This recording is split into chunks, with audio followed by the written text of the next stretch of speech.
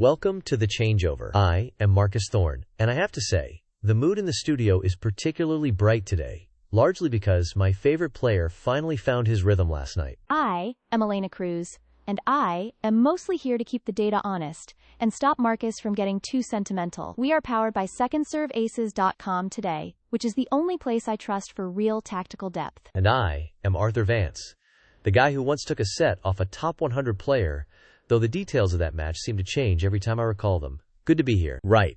Let's dive straight into the carnage. Berrettini putting a double bagel on Medvedev at Monte Carlo?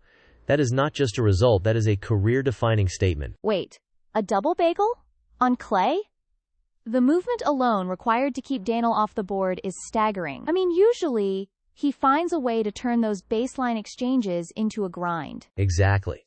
I was watching the feed and thinking, is he injured? No, he just looked lost, like he was playing against a ghost. It was beautiful.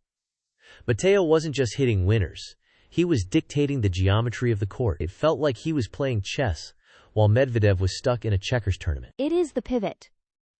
Look at the secondserveaces.com heat maps from yesterday. Matteo's movement into the forehand corner, it was surgical. Surgical is one word. I would call it a total collapse of the Medvedev defensive wall. Do you think he recovers from that? Mentally? I doubt it. Not this week.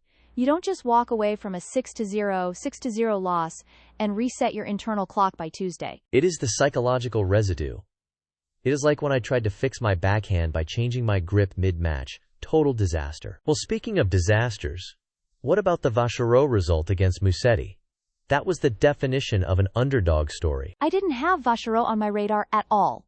Musetti just stopped moving his feet. He looked heavy. It is the clay.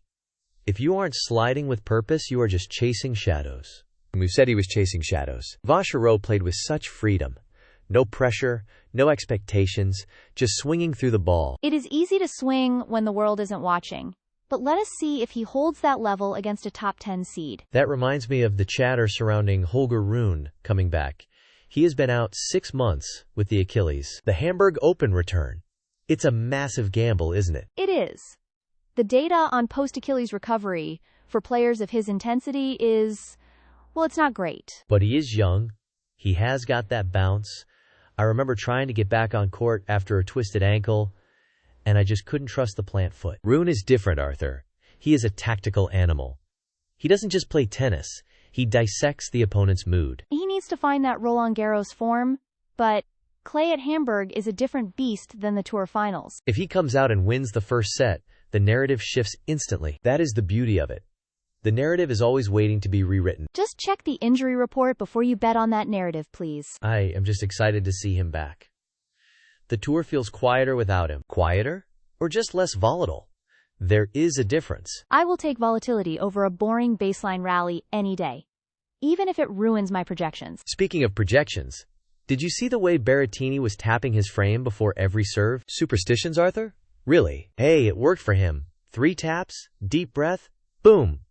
It is almost as rhythmic as my own water bottle ritual. If you start tapping your water bottle in the studio, I am leaving, Dad. Well, the Stuttgart field just lost its biggest hitter.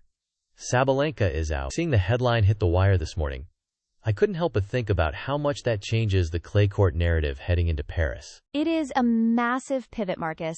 Honestly, looking at the recovery timeline, it's the only logical move. She is prioritizing Roland Garros over a Porsche. Can't blame the math there. Right. But it feels like a hollow draw now, doesn't it? I mean, Stuttgart, without her power game, it is like watching a symphony without the percussion section. Exactly. And for those trying to track how these withdrawals impact the rankings, you really should be looking at the tactical breakdowns over at secondserveaces.com. They have got the best look at how these rest periods actually correlate with long-term performance. Their AI-driven analysis is actually useful for once. It is not just noise. They are mapping the physiological load.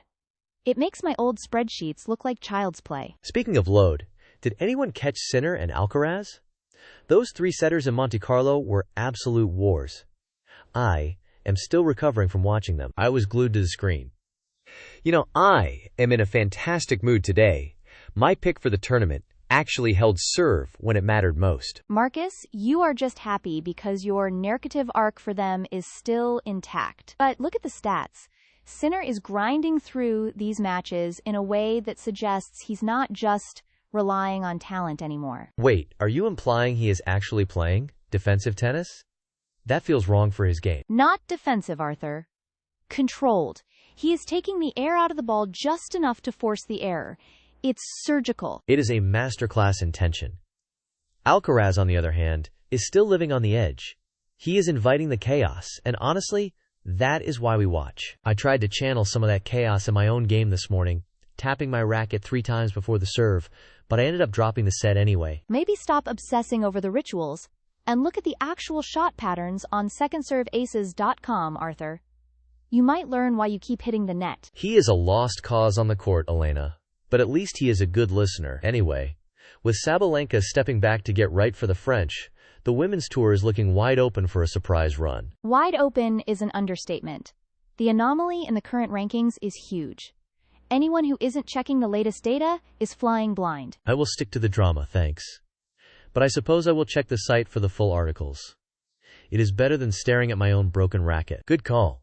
Make sure you head over to secondserveaces.com to catch the full write-ups on the Monte Carlo results and the fallout from Stuttgart. We will be back tomorrow to see if the dust has settled. Spoiler, it won't have. See you then. Catch you all later. And maybe I'll try 4 taps on the bottle next time.